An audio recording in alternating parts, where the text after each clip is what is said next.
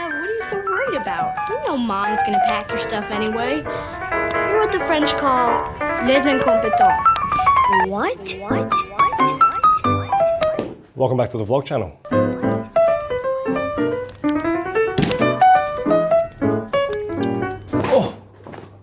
Oh. Alright, well, that took a lot longer than expected. Welcome back to the vlog channel once again. Yes, on this channel I make all kinds of random videos, including today's video, which is about my new car. But yes, if you're new here, my name's Adam and I make videos weekly about all kinds of random stuff on this channel. So if you haven't already, please hit that red subscribe button below to keep up with my uploads. Anyway, yes, finally, as promised, my video about my brand new car, a 2020 Kia Cerato GT.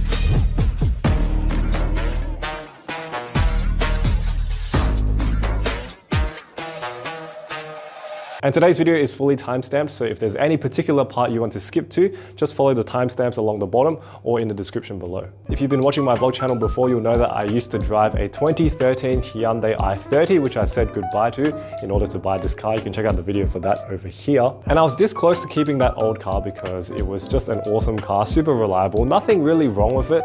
But there were a lot of long-term maintenance items that needed to be replaced that would have cost me a fair bit. I had a few options in mind. The first one was the Hyundai Tucson, which is a very boring SUV, if I have to be honest. It's super plain and it's been around for a long time. I think that came out in 2015. I also checked out the Hyundai Kona, which is now a very aging model. It was basically their transition car. That's why it looks like a science experiment. And so that car just didn't look good at all and it was too small. I of course checked out the Hyundai i30, the Hyundai i30 PD, which I know for some of you guys is called the Hyundai Elantra GT.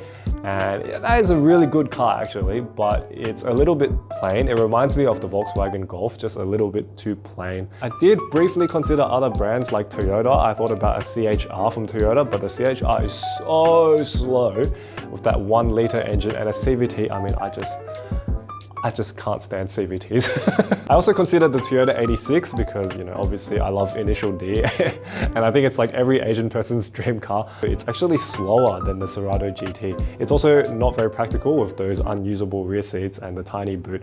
So then I went to Kia. Now Kia is a brand that obviously is the same as Hyundai. They share the same parts, but Kia had always been the really eccentric cousin to Hyundai. Like they just put out really weird cars for a period of time before they kind of settled into their groove. They hired some better designers like Peter Schreier and the new guy, what's his name? Luke Dunkelwook. And now they're making exceptional cars and performance cars like the Stinger and the brand new Sorento that's coming out in Australia later this year. Very excited for that. So then I went to another dealership, John Hughes Kia in Victoria Park. If you're from WA, I'm sure you've heard of that dealership.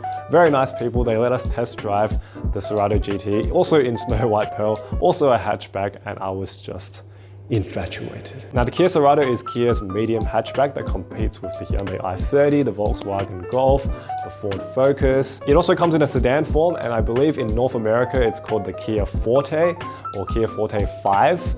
I don't know why they don't call it the Kia Forte over here, maybe because they think it sounds a bit too musical. And in Korea, it's called the Kia K3, which I think is a much cooler name, but of course that wouldn't take off in Australia, where everyone wants their cars to sound like some sort of European pudding. Why yes, I'll have a glass of the Cerato. In Australia, there's 4 trim levels. There's 3 models that have just the normal 2-liter naturally aspirated engine.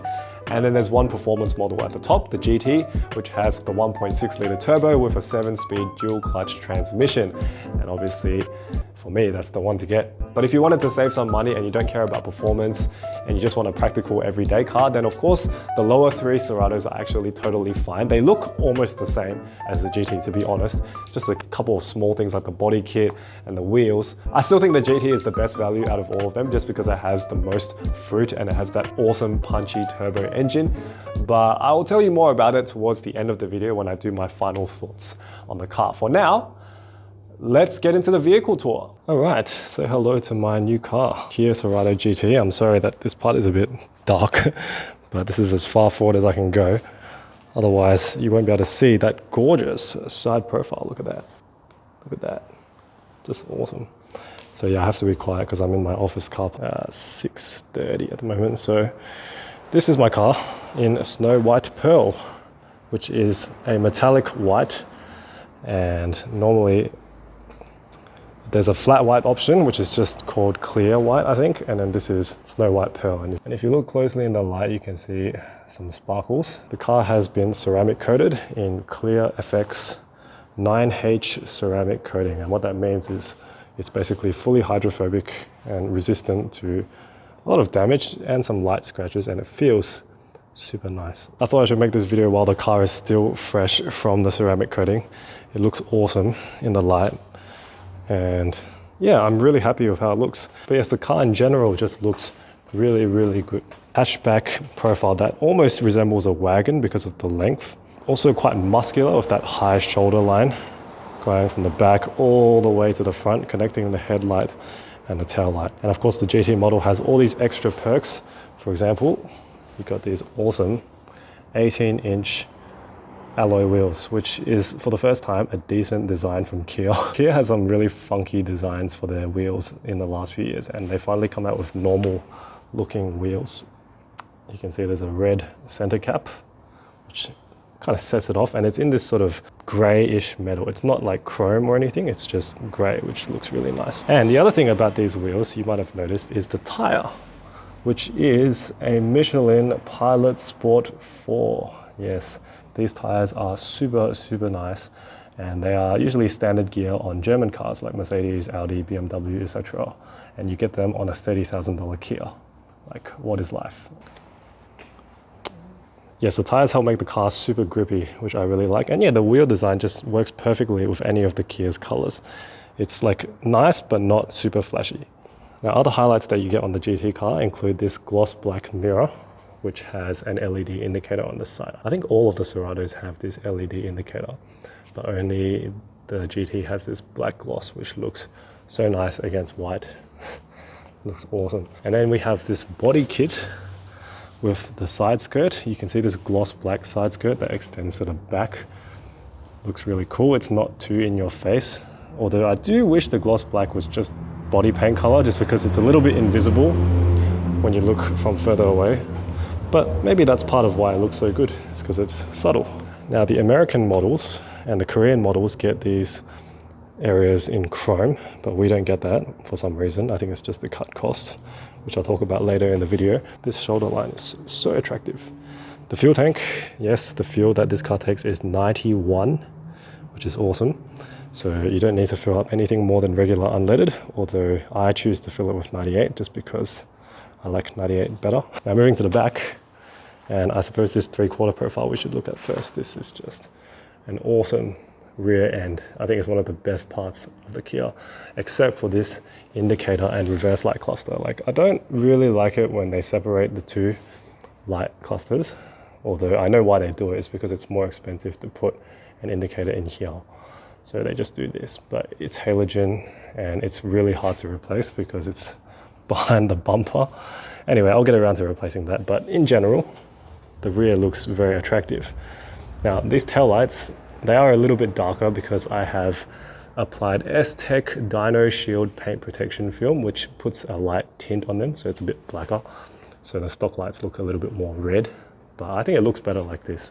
It looks more in tune with all of the gloss black highlights, and it just looks awesome from a distance. It's also very visible at nighttime, so I've never had a problem with it. Over here we have that antenna.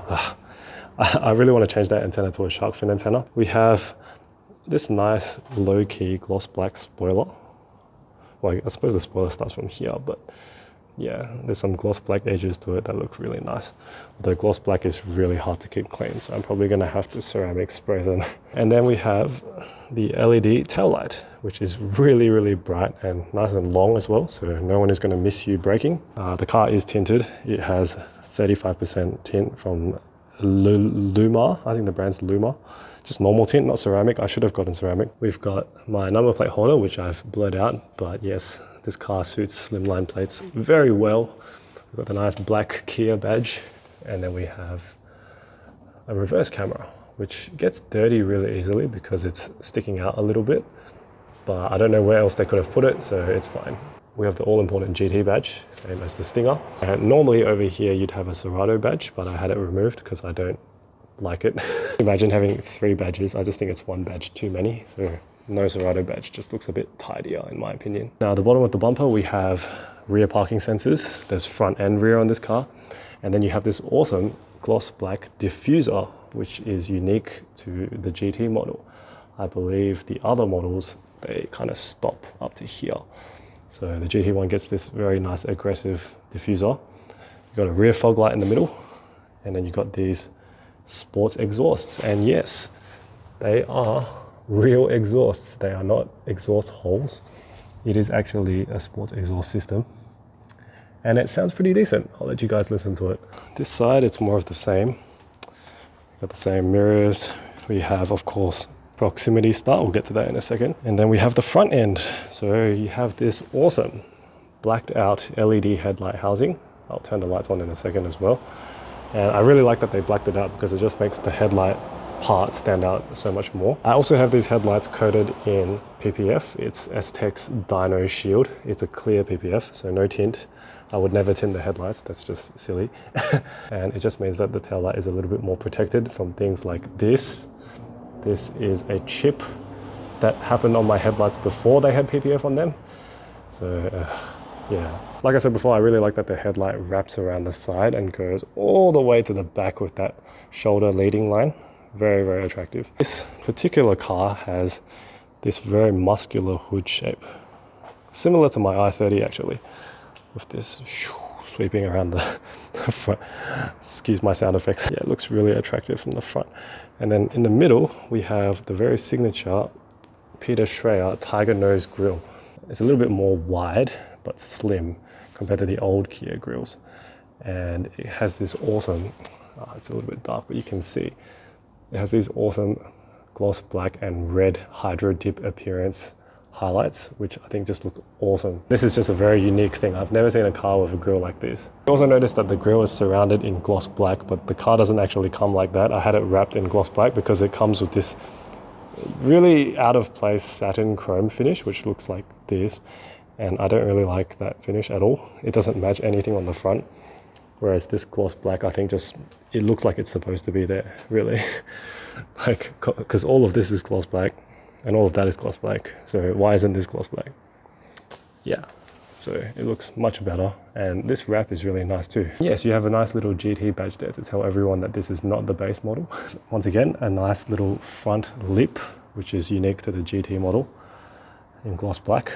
Now again, we have these silly indicators separated from the headlights, although here it's not so bad in the bumper. It actually kind of works. It looks normal because old cars used to have indicators down here. Very, very practical. So as you can see, this is a proximity key. It looks a little bit like a bomb trigger because the buttons are on the side.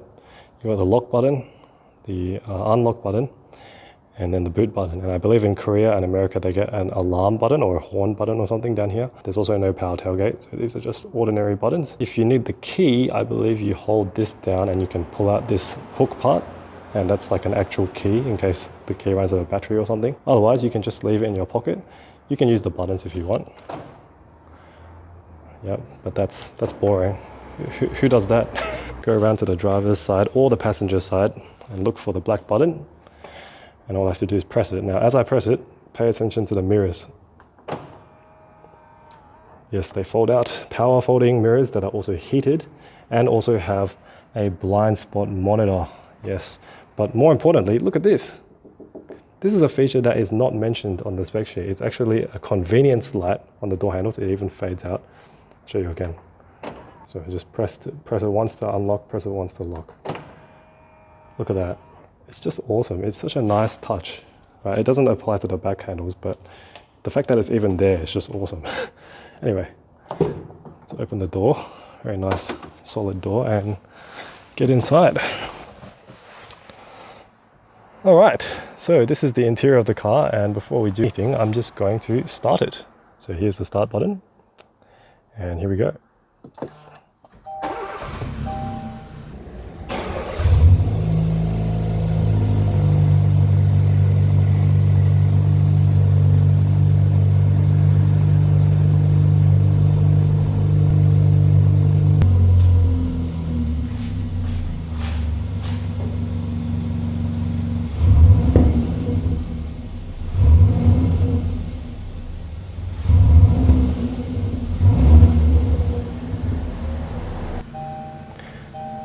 As you can see, the electric seats move in as I sit down. Yes, electric seats on this car. 12-way power adjustable seats. So you have forward, you have back, you have this one, which is the seat back.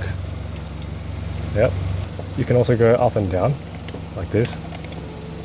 And you can also have lumbar, which is this directional button over here. That brings out the back cushion. You can't really see it, but it's just the lumbar cushion.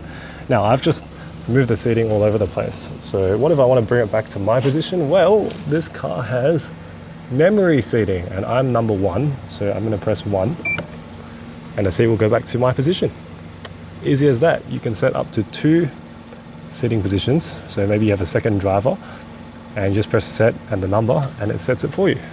All right, let's take a look outside first. I'll switch on the lights, all of them, including the rear fog lights, the front fog lights, and also the indicators. I love that the hazard lights button actually flashes with the hazard lights. That's just awesome.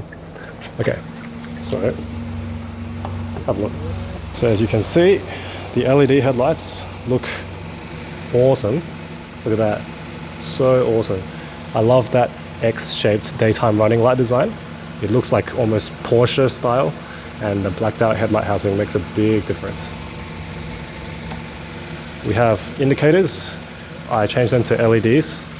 I'll leave a link in the description for what they are. They're basically Oxito non-hyper flashing LED bulbs. It looks so much better, I think. It looks so much more modern, but they are a little bit on the bright side. If you look from here especially, you can see they're super bright, so I might get them tinted or something. Halogen fog lights, which I'll never use. The indicators on the side mirrors, which I think is very nice, very visible at nighttime. And then at the back, we have LED tail lights, LED combination light. And as you can see, the tint actually brings out the LED signature more. You can see more of this part instead of this part, which I think is so much better. And from 200 meters away, it's still very visible. Now the license plate lights, I changed them to LED as well. Same company as all the interior lights, which are from Ilumo, I-I-L-U-M-O. I'll leave a link to that in the description below as well. I just think it looks so much better. It comes with halogen lights normally, which just look terrible. Like I mentioned before, halogen indicators. Look how tacky it looks. It looks super tacky. Enough of that. Okay, so that's the outside of the car. And now let me turn off the lights. Turn off this. Turn off this. Back to the interior tour. Now, as you can see, the interior is quite nice. Once again, I've changed these to LEDs. You already know, just like my old car, we've got 6000K LEDs from Ilumo in the map lights. And in this light as well at the back. Yep, that is just so much better. It makes the car look a lot fresher. Some people might find it a bit surgical, but I personally prefer it. Okay, so I'll turn off the top light so you can see what color the interior LEDs are. So they're all orange, which is an acquired taste, but I believe there's some research somewhere that justifies orange lights. Apparently it's easier to see in nighttime. It doesn't burn your eyes, kind of like a blue light filter on your phone. I would have liked for the lights to be white personally, just because I think it looks more modern. But in saying that, when the lights are off, yes, it is white. So whatever. Okay, let's start from the dash. So we have this awesome, I think it's a 4.7 inch color display in the middle, which displays all your information, things like obviously the gear that you're in, the temperature, your odometer, your fuel gauge. You can see I'm over 1,000 kilometers already, so I'm well past the break-in period. Left hand side, you got your tacho. Now the engine of this car is 150 kilowatts at 5,000 RPM, but the torque is 265 Newton meters, basically from 1500 all the way to 4500. So all of this is maximum torque. So that's why the car is so punchy, because there's like zero turbo lag and you can just have torque no matter what gear you're in, no matter where you are. You can just put your foot down and the car's gonna go. So that's what I love about this engine and this car. On the right hand side, you got the speedometer. Yes, the 0 to 100 time is, I think it's just under 7 seconds, but some people have reported 6.5 seconds.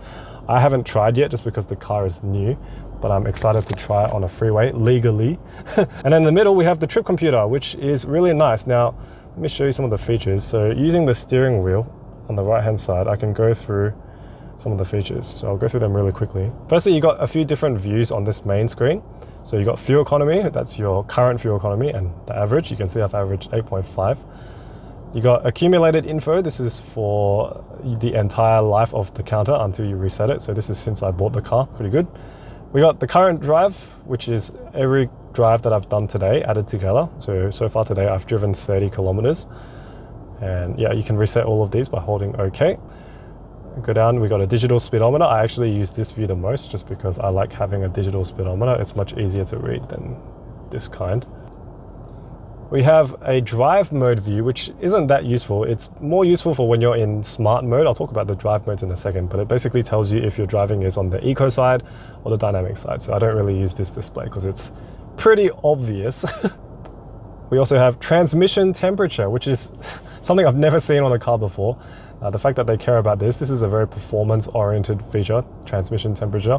So that's nice. So that's the first page of settings. And then if I press this page button over here, I can change to the second page, which is a compass. Never needed to use this, but it's cool that it's there. We got lane keep assist, which is basically if you have lane keep assist on, this will just tell you whether it's doing it or not. So I don't really use this view, but it does look kind of cool. I do like that the car is the same car as the one that you're driving. And then we got user settings. So really quickly, we got driver assistance. So you got lane safety. Yes, this car has both lane departure warning, which is if you move out of a lane by accident, it will go and tell you that you're leaving. It's got lane keep assist. You can already see the lane keep assist icon in the top right. And I can turn it on and off anytime using this button here. You can see it's off, it's on. So this one actually drives the car for you. It actually keeps you in the lane for you, which is an awesome feature. It doesn't do it too much. Like say in an emergency, if you need to swerve, of course, it's not going to stop you from doing that. So I actually keep it on. It's really nice to know that I'm not going over the line. You got DAW, driver attention warning, which I have turned off just because it makes a lot of noise when you have it on. Basically, it is when the car in front of you has left, if the car in front of you drives off, it will make a noise to tell you in case you're, I don't know, texting or something. You shouldn't be texting anyway. So again, I've never felt the need to use that feature. SCC, so SCC I think is smart cruise control. So basically the cruise control is intelligent, it's adaptive, and it can change the distance. It can brake for you if you're getting too close to the car in front, and you can set the speed limit and all that. So it's a really nice feature to have. And I believe this is basically how fast the cruise control responds to changes in traffic. So if you want it to suddenly brake, you can set it to fast. I just set it to normal and that's fine. Forward collision avoidance. So if you're about to hit a car at a low speed, I think it's up to 60 kilometers per hour. If you're about to hit a car, it will stop for you. It will actually stop. If it's too fast, I think it will just brake really hard for you and just hope for the best. But if you're basically about to hit a bumper or something in front of you, that will kick in. And I've never had that happen to me, thankfully, because I've never hit anybody. FCW is forward collision warning, which basically is if you're about to hit a car, it will tell you. It will just flash up on the screen. It will say, oh, collision incoming. This actually triggered a false positive once in the rain because it was really heavy rain and some heavy rain fell in front of the sensor and it said, warning, collision coming. So anyway, this one is just an audible warning. It's not like actually stopping the car. Blind spot monitoring. So you've got the blind spot monitor in the mirror. It turns orange when there's a car next to you. And this tick is basically whether or not it's going to make that sound, that when there is someone in your blind spot. I really like that feature, so I leave it on. And it only comes on when you're turning with the indicator. So that means if you're changing lanes, it will warn you if there's someone there. We've got rear cross traffic warning, which is a very fancy feature. It's basically when you reverse using the reverse camera, as you can see if I put the car in reverse. So when the reverse camera is up, it will show if there's any traffic coming on either side, which is really useful for if you're parked between two big cars and you can't physically see like on either side. So then you have this thing telling you if there's cars passing by or not. So really nice feature. Okay, let's go down to door. So auto lock, that's basically as it suggests, it locks the doors for you. I usually have it on enable on speed. So that basically means when you get up to, I think it's 15 or 20 kilometers per hour, the doors will lock, the driver door will lock, and all the passengers' doors will lock as well. But you can always open the driver door from the inside. So if the door is locked, if I actually lock it, I can still open the driver's door. It just automatically unlocks. That's really good because, you know, in an emergency or something, if you really need to get out of the car, you don't have to do an extra step. I normally have it on enable on speed, just because that means when I start driving, it will just lock the doors for me, which is just nice. It's always good to drive with locked doors. You can also have it on enable on shift, which is if you shift to drive, then it will lock the doors, which I find to be really cumbersome because sometimes I just want to inch the car forward a couple of centimeters and it locks the doors. So this one is a bit better. So auto unlock, as the name suggests, it unlocks all of the doors around the car, which is good for when you turn off the car, in my opinion. When you turn off the car, it unlocks the doors. On shift to P, that's if you switch to park. The moment you switch to park, all the doors unlock. I don't think this is so good because sometimes you want to be parked without unlocking the doors. Or if you put the car to park and there's like people around you and they all just get into your car, I think that would be really bad. So vehicle off generally is the best, or you can just turn it off completely if you want to unlock it yourself. Lights. So we got one touch turn indicator. That just means when you tap the indicator, which is over here, if you tap the indicator, so it does 3 flashes for you, which is really good for quick lane changes. I think 5 flashes is a bit excessive. And I think there's a 7 flashes, just too much. Headlamp delay, so that basically means when you turn off the car, the lights will stay on for a little bit longer. It's kind of like a see me home function. I think it's really nice, just so you can see where you're walking, and then it will turn off the lights automatically. So you never have to worry about having a flat battery. Sound. Okay, so we got the parking distance warning. So it's basically when you reverse the car and the parking sensors, they make the beep noise. I think that's too soft, and I think this one is too loud, so most people will just keep it here. The welcome sound, the welcome sound is really funny. It's like or something when you turn on the car every single time. The first time it's cool, the second time you just get really pissed off, so I turn it off. Seat easy access. Okay, so this is the feature I showed you before. So normally when the car is locked and turned off, the seat is in its back position. And then if you sit down in the car and close the door, the seat goes into your driving position. It just means it's easier to get in and out of the car for me because I have longer legs. I'm seeing some thunderstorm flashes outside. Woo! And if you have really long legs, you can make it extended, or if you don't want it to happen at all, you can have it off. I know some people are concerned about wearing out the motor, so you can just turn it off. I really like the feature. It makes me feel like I'm in like a fighter jet or something. Welcome mirror. So that's basically the folding mirrors thing you saw just now when I unlocked the door. You can have it that it does it automatically when you're close to the car, or you can have it when the door unlocks. So I prefer to have it when the door unlocks. Wireless charging system is down here. There's a wireless charging pad. Very expensive feature. I don't really need it because I use Android Auto, and Android Auto is wired. So you can't have wireless and wired charging at the same time.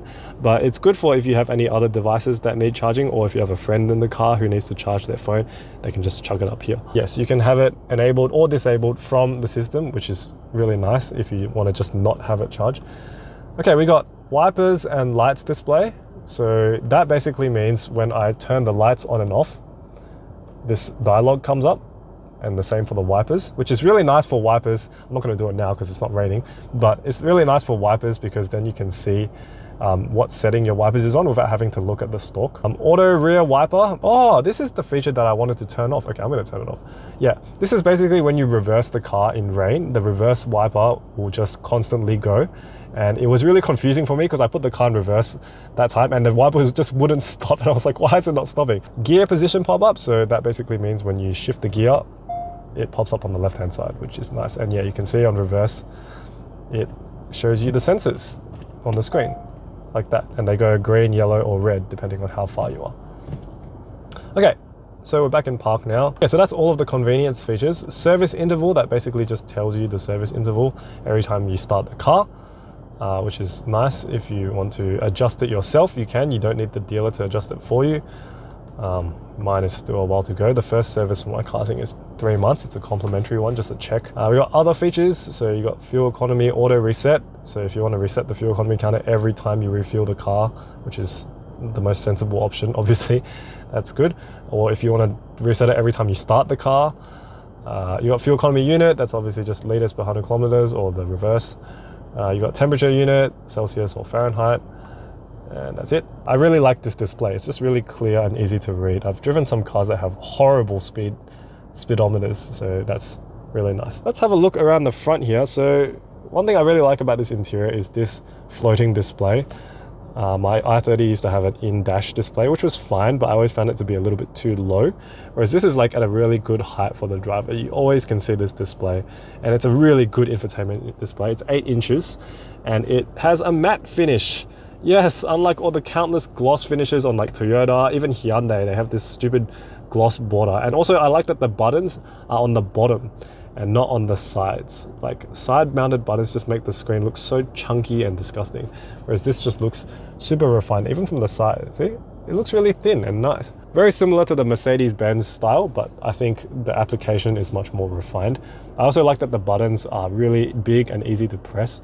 Like super easy to press. And yes, it is a touchscreen as well. A very responsive touchscreen.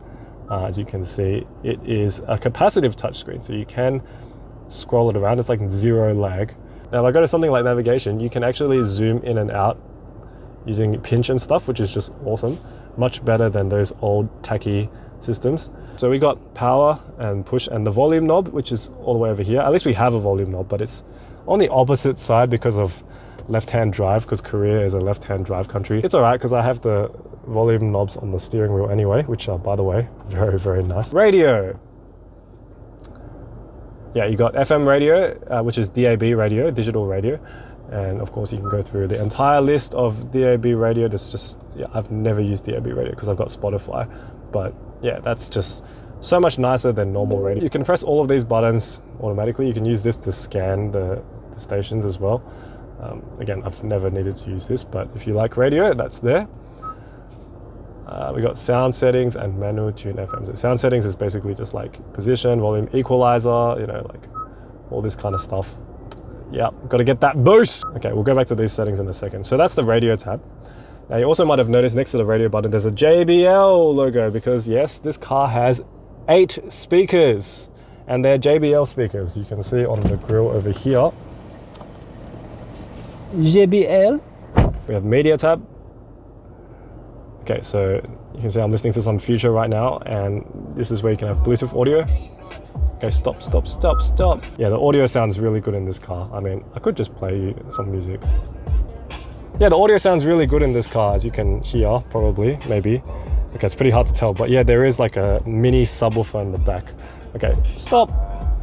And there's also like a center speaker over here, and there's also tweeters on the side, which is super nice, although it is a little bit overwhelming with treble because you're so close to the tweeters, so I turn the treble down a bit.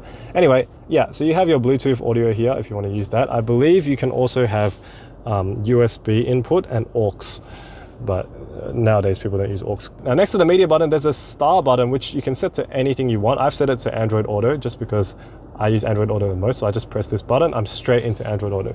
Don't need to do anything, the music plays immediately. If I have Waze comes up immediately. You can see, yes, I haven't got it connected because I'm filming with it, but that's really handy. I do wish it wasn't a star icon. Maybe if it was text, like if it said FAV or something, that would have been nice because it kind of looks out of place, but whatever. Okay, you got Seek and Track, which are more for if you are listening to music. See, it changes the song, right? That's really nice. So yeah, let's just stop that. But yeah, these buttons are kind of redundant if you use this. This is just much easier. Okay, you got the map, which I mentioned before. Full GPS, you got nav. It actually has updates through Google Maps, actual points of interest like petrol stations, supermarkets, all that kind of stuff. That's typical GPS stuff, but it's really quick and really reliable. It can also tell you things like speed limit, and yeah, you can save custom destinations down the bottom. The design of this is just really nice. We got the setup menu, so you can set up things like navigation settings. It's pretty boring. Sound, like I mentioned before, you can move the balance of the sound up and down, left and right. I have it in the middle. You can choose phone projection, volume. You can actually make the volume of everything like separate. That's how much you can customize it. There's also equalizer. We also got volume ratio, so things like navigation priority. If there's navigation happening, that volume is prioritized. Proximity warning, basically if you use any parking sensors or if you switch the car to reverse while you're parking, it shuts the audio up, which is really nice. Navigation during phone calls is whether or not you hear navigation during phone calls, obviously. Volume limitation on startup, if the volume was set to something excessively high by someone to sort of fool you or something, this will make sure that it's nice and quiet. Navigation volume, yeah. It's whether or not you want to have separate volume for the navigation or just use the same volume as everything else, which is just awesome. Speed dependent volume control, the volume is adjusted to the vehicle speed. I turn this off just because I like to control the volume myself. But if you're into that, that's good. And yeah, if you want to turn off the beep, it's over here. But I like having the beep just so it tells me I've pressed the button. Display, auto illumination. So it has a light sensor that adjusts with the brightness of outside, which is really nice. My old car, I had to manually do it. This one does it for you. Brightness, yeah, you can either set the brightness yourself or you can use the cluster knob over there. That's this one. And yeah, default, which just resets everything to default. You got Bluetooth settings, which are just, yeah, your typical Bluetooth pairing stuff. Phone projection, it's basically either Android Auto or Apple CarPlay. Date and time, yep, GPS time, that's always nice. Language, you can put it in Hangul if you're into that. I can't read Hangul, so let's not do that. Keyboard, yep, English keyboard, QWERTY keyboard. Screensaver, so I just have none, but you can have it on the time if you want. Advanced, so if you want to make it that it switches to the map by default, say like you don't want to press map every time you switch the song or something, you can do that. Tune knob function can also zoom in and out of the map, which is really cool. Custom button, that's the star button I was talking about, this one. You can set it to whatever you want. I set it to phone projection. Steering wheel mode button, so that's the mode button over here. You can have it skip functions that you don't use. So I don't actually use AM radio, so I untick that. I don't ever use iPod, I don't ever use aux, so it's just better instead of having to press it so many times. Media change, this basically tells you when the song changes up the top. Android Auto does that by default, but if you're not using Android Auto, it will tell you the song change up here and all that kind of stuff, which is really cool. And system info. Yeah, there's nothing to see here. Okay, so that's the infotainment display. You can see it's very easy to use. Down here we got the air conditioning. We got these normal horizontal vents.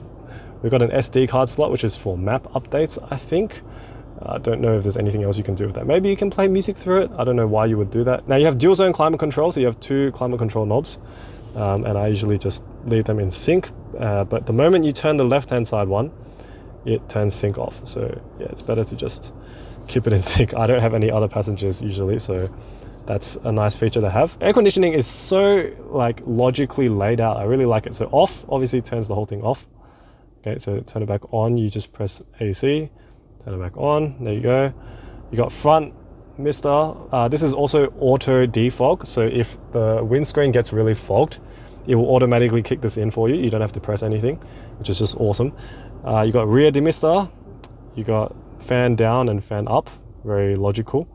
Again, I like having hard buttons for this kind of stuff. Change the field of air, so you want to have head, leg only, leg with demister. Yeah, you got recirculate, and then you got auto, which basically determines the temperature for you. I prefer to set my own. And then you got AC. Very easy to use, very logical, very well laid out. Underneath, you got the wireless charging pad, as I mentioned before. It's actually the fastest charger in the car, apparently. I don't believe that, but whatever.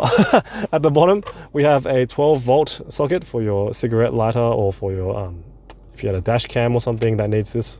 Aux, USB for Android Auto or Apple CarPlay, and you've got an additional USB here. These white USBs with the additional outline is a fast charging port.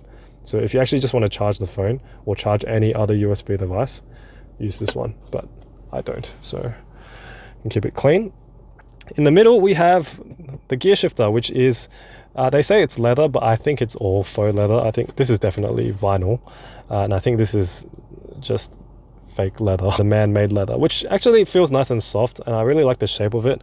The button is on the side. If the button ever fails, you can of course use the shift lock release. And you got P, R, N, D, and S, which is sport mode. So this is a 7-speed dual clutch transmission. It's very, very quick, a little bit jerky at low speeds sometimes, but once you get used to it, I think you don't really have this problem. So yeah, if I put it into drive, I'll show you. That's drive. You can see D for drive. And if I put it into this way, it turns into sport. You get a prompt on the screen that says sport, and the engine becomes very growly and loud and awesome. Now, you got heated and cooled seats on both sides. So the passenger is also lucky they get heated and cooled seats. So if you press the top, that's full heating, medium and low and off. you press the bottom, that's cooling. Right, 3, 2, 1, off. So yeah, I like that they have yellow and blue. That's very logical. And yeah, on the driver's seat and the passenger seat, just awesome. And yeah, we got parking sensors. If I press the parking sensor, it will turn off the parking sensors, which I don't want to do. Here are some blank buttons. I believe this would have been the heated steering wheel, and I'm not sure what this one would have been, but we don't get those options in Australia. So it's kind of weird that they're like that. And it's not symmetrical. Like there's 2 on this side and there's 1 space here, which is just kind of weird. We got drive mode, which is basically the drive mode selector. So if I press drive mode, you'll see on the dash, it changes to comfort, eco, or smart. So comfort, eco, smart, that's very Mercedes, I like that. So comfort mode is basically your everyday normal mode. That's why it doesn't have anything on the screen. You just get like a middle ground throttle response. The piped in engine sound, yes, there is piped in engine sound, is less, but it's there and it's pretty good. Steering wheel is lighter for city driving. That's about it. None of the drive modes change the exhaust or the suspension. There's no valve flaps in the exhaust, and the suspension does not have adaptive dampers. This is confirmed. I've read reports of the suspension tuners. They said they couldn't do much with the suspension because it doesn't have adaptive dampers. So comfort mode is good for daily driving. I'd probably use that the most. Eco mode is really boring. It makes the throttle response very low. It turns off the sound completely. Steering wheel is similarly light. Eco mode is good if you're driving long distance on the highway and you don't need to have any like accelerating moments like overtaking or stuff like that. But otherwise, very boring for daily driving. I don't really use that one. The mode that I use the most actually is the third mode, smart mode, which just goes between comfort and eco mode. I've never seen it switch to sport mode. I think you still need to use this to switch to sport mode. I kind of like that. It's like a secret feature almost. But the smart mode switches intelligently between eco and comfort. So in everyday driving, when it's blue colored, that means it's in comfort mode. And then it will turn green when you're cruising or going at low speeds at a constant rate, then it'll switch to eco. So that kind of just helps you save fuel, and it means you don't have to keep pressing this drive mode button. But you can do that if you like that. So this steering wheel is a leather wrapped steering wheel. Again, I think it's fake leather, but I'm not so sure about this top part. I know this definitely is fake leather. It has some red stitching, which is nice, but it's not like over the top. And it is a flat bottom steering wheel, which is actually nice for me because then I don't knock my knees against it, but it also just looks really cool. I like this metallic finish here. And of course you got the GT badge at the bottom right there. The functions on the side, real quick, we got voice recognition. This uses Google Assistant. Thank you, Light. Google Assistant. Mode button, as I mentioned before. Volume, next and previous, yes or no for calls. You got the horn. You got the menu button, menu pages. This is the cruise control mode. So if I switch it to that, that's cruise master on. So when you want to use cruise control, you have to set it to cruise on first. You got limiter, which just limits the speed, but doesn't cruise control, which I think is really stupid. And then off. So that's that one, master switch. You got this one for doing the menu functions on the display. You got this one for your cruise control, setting the speed. You got this one, this picture of a car, which is for setting the distance between you and the car in front. You can have it like close, medium, far, and really far. I think it's just measured in bars. And then you got cancel, which just cancels the cruise control completely. Or you can tap on the brake, or you can just turn it off using this button. Now you got paddle shifters on this car as well, which are just awesome. I really like using them. They're really quick. They are plastic, but they are a nice plastic, and they're just the right size. They're not like those gigantic, supercar type paddle shifters. And it's really handy for when you're using the sport mode in this car. Yeah, I really like the paddle shifters on this car, and I use them for if I'm in sport mode, when the gears don't shift the way I want them to shift, I'll use the paddle shifters. And if you own this car, if you want to switch the paddle shifting mode back to normal mode, you just have to hold down the right shifter for 3 seconds and it will switch back to D. But yes, you can also shift using the gear shifter. You can see in sport mode, you can shift up and down on the gear shifter, but I find that to be very clunky and awkward. So the paddle shifters are much better. We got the headlights over here. So auto headlights, I usually just leave it in auto. That means the headlights will just turn on when it's dark. Then you got this one, which would normally be parker lights, but we don't have parker and lights in Australia. So that would just be the tail lights and the license plate LEDs. And then you got the full lights, which is just that. And then you also have LED high beam. So watch this, ready? LED high beam's very quick, really like it. So back to auto. Fog light controls here, you got indicators, and your high beam is backwards and forwards. And then on this side, you have your wipers. So not automatic wipers, but I don't really care, so that's fine. You can set the interval of the wipers here. If I push up, it will just go up and down and blah, blah, blah. You got the rear wipers. Yeah, very straightforward. Very easy to use. I really like this car's controls. Now on this side, we have the very famous jet turbine engine air vent, kind of stolen from Mercedes, but not really. It looks awesome, and to like unlock it and lock it, you just turn the knob. Yeah, you just turn the knob like this, and it makes a very satisfying click. You get one on each side, but you don't get one in the middle. I kind of wish they put them here somehow, like the Kia Stinger, but I don't think there's enough room, unfortunately. Anyway, on this side, we have headlight leveling, if you want to make your headlights lower or higher because of more people in the car or something like that. This is the brightness of the cluster, so you can just change the brightness of the illumination, but it's automatic anyway. Blind spot monitoring, if you wanted to turn off the blind spot monitoring, why would you want to do that? Traction control off. Okay, this one's a bit better. Tire pressure set. So when you inflate the tires, you hold this down and it resets the tire pressure counter to set it as the default.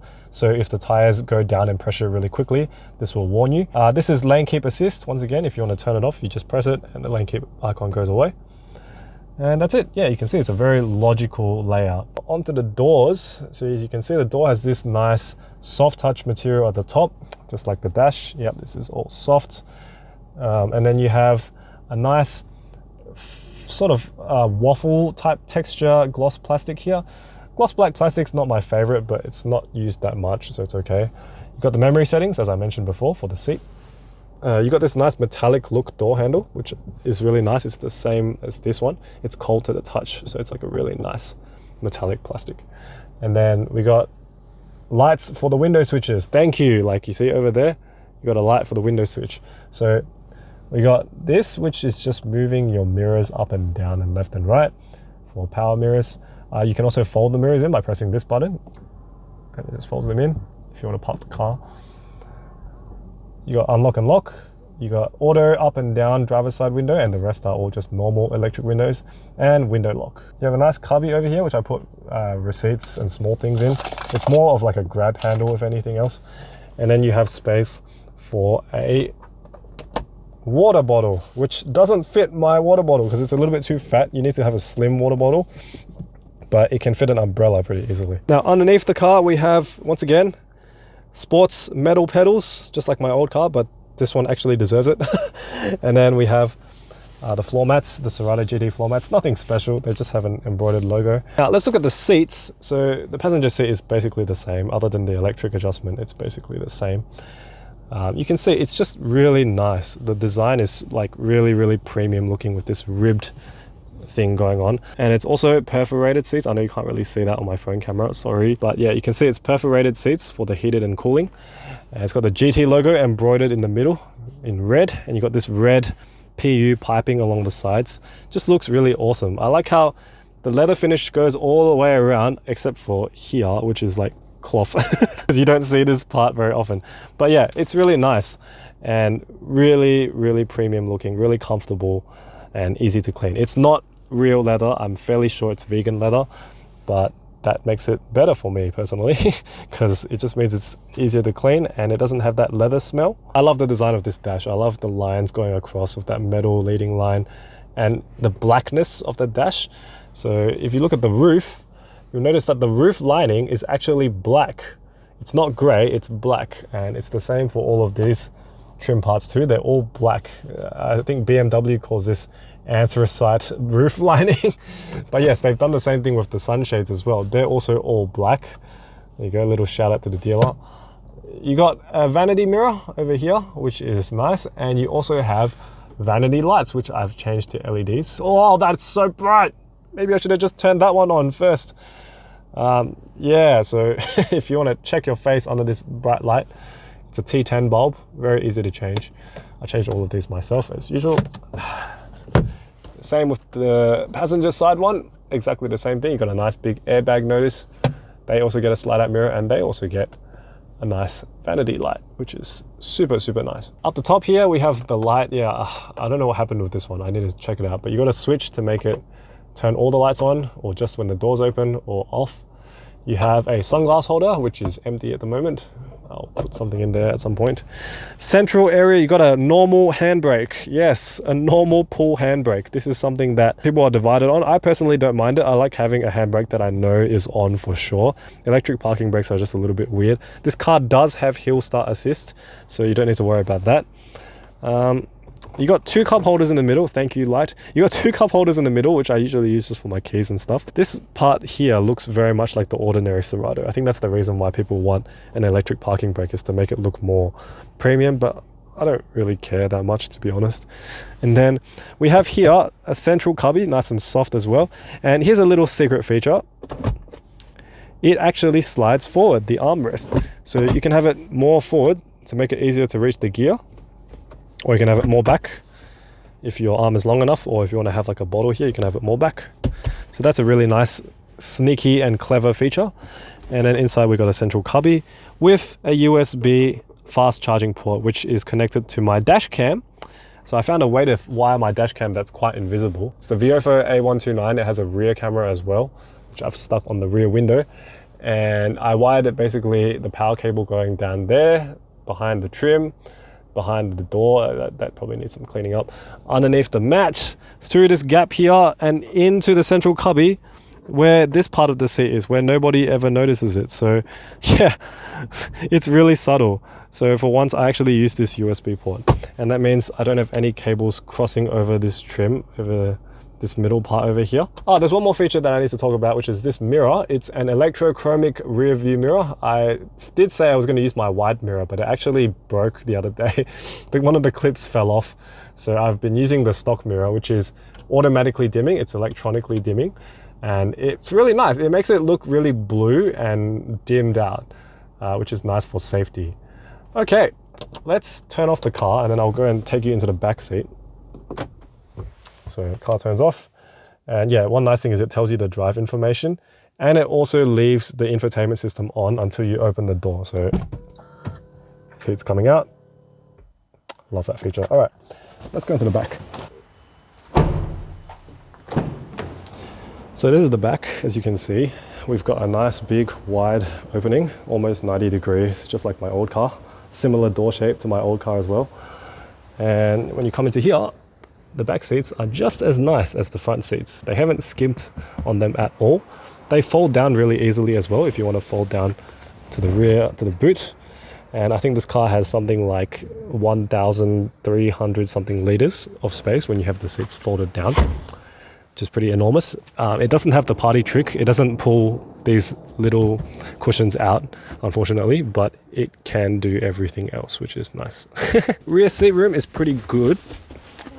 If I close the door, so you can see I've got plenty of knee room, and foot room is really nice. Like I can sit like this. This is not actually my driving position. This is, as you saw before, the seat came back to let me out. So in my driving position, there'll be even more room over here, which is really nice. So both passengers will get really nice foot room. If you're in the middle, maybe not so much, because there's a cubby here and there's a small hump, but it's about the same size as my old car. Nothing too bad. I probably wouldn't want to sit in this center seat if I had two people next to me. And you have rear air vents, which is really nice. You can't change the temperature on them or anything, but you have rear air vents. A lot of cars at this price range still don't have rear air vents, which I think is ridiculous. The rear doors also get the bottle holders and the cubby, and also the speaker, although no JBL badge on the back to save money. And also the top of the door is hard plastic. That's a small thing. I think the Golf GTI also has something similar. I also like that the black extends to the roof handles, and there's actually still some plastic on the car here, which I've forgotten to remove. I'll just leave it there, whatever. Yeah, the door design is really nice. And when you view the car from here, the interior looks freaking awesome. I love it. I love it. All right, let's take a look at the boot.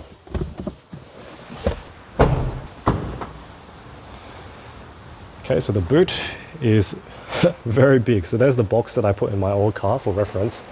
As you can see, this is a fruit box, and you can push it all the way to here and here. You could easily fit 2.5 of these. And over here you can see that's the mini sub. I think it's not two actual speakers. I think it's like a mini subwoofer, and that works really well.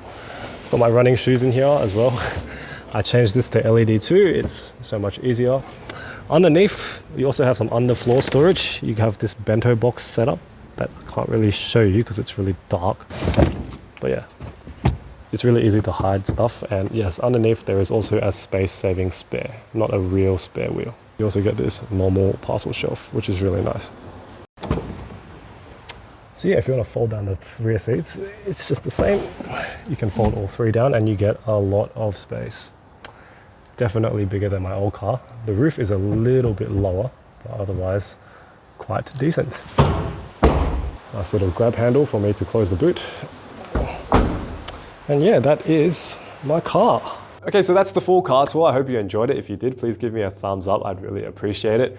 So, what do I think about this car? Well, first of all, let's talk about the endless list of good things. First thing that I love about this car is exceptional value for money. It's just got all the best features in a car that's around 30 grand. You also get that 7-year warranty that Kia gives to everyone, as well as 7 years cap price servicing, 7 years roadside assist. I believe this is like a universal thing for Kia. Like Kia just loves to give long warranties, which I think is awesome. I love the performance from the car. The torque is really punchy. It comes in at just the right amount of time, and the DCT is very quick to shift. I also love the look of the car in general. It's a good blend, I think, between like a mature European hatchback and also a little bit of boy racer. Just a little bit, like not too much to make people be like, ew, it's so boy racer. There's probably a whole load of other things that I could say about the car that I love, but let's talk about the things that maybe are not so good, which don't really bother me that much personally, but maybe if you're looking to buy this car, you might want to think about these things. The first thing is the suspension tune, which is on the firm side. It is pretty firm, yes. Admittedly more firm than a normal hatchback. My old Hyundai R30 was definitely much more plush feeling, but it also felt more vague, whereas this feels more direct and close to the road. So if you like to have more feel when you're driving and you're okay to sacrifice a little bit of plushness for that, then you'll be totally fine. Yes, even though there are drive modes, there are no adaptive dampers on the car. I would have easily given up wireless charging for adaptive dampers. I think that would have been a really cool feature to have if you pressed comfort and the suspension became a little bit less firm. But once again, for daily city driving, I have not really cared too much about this. So you probably just have to take it for a test drive to see for yourself. The second thing that people talk about with this car is the fake engine sound. So obviously the car has sports exhausts, but it also has a piped in engine sound, which is generated from a microphone that's just behind the wipers. There's a couple of videos on YouTube of how to get rid of it if you want to remove the engine sound. So it's not a big deal, but I would have liked to have in the settings, like on the Stinger GT, a thing that says enhance engine sound off. Yeah, I actually don't mind the engine sound. I think once you drive in normal modes, like eco mode doesn't have the engine sound at all, comfort mode has it a little bit, and sport mode has it the most. It's super in your face in sport mode, but I only use sport mode for like little blasts anyway, so it's totally fine. The third thing, okay, this thing is something that I do wish they improved on the car, and that is the position of the indicators. Like, what is this, man? I've already changed the front indicators to LEDs, as you saw, which makes it look so much better in my opinion. And I will probably get around to changing the rear ones very soon, as well as the rear reverse light, which is also all the way down there. Like, it's just, yeah, I know why they did it, but see, that's pretty much all I have to say about bad things with the car. Everything else is really great, but obviously it's not for everyone. Like if you have a big family, it's probably not going to fit people so well. Or if you want something that's a little bit more comfortable, maybe you want to look into something like the Kia Cerato, which is an SUV version. So yeah, let me know down in the comments below what you think of this car, or let me know about your car. I'd love to hear what car you drive and the story behind your car. Next week's vlog, in a twist of events, is going to be about Cantonese. I'm going to finally update that silly Cantonese video that I made 4 years ago with some legit Guangdonghua, so make sure you stay tuned for that. But otherwise, thank you so much for watching today's video, and I'll see you next week for another vlog. Good night.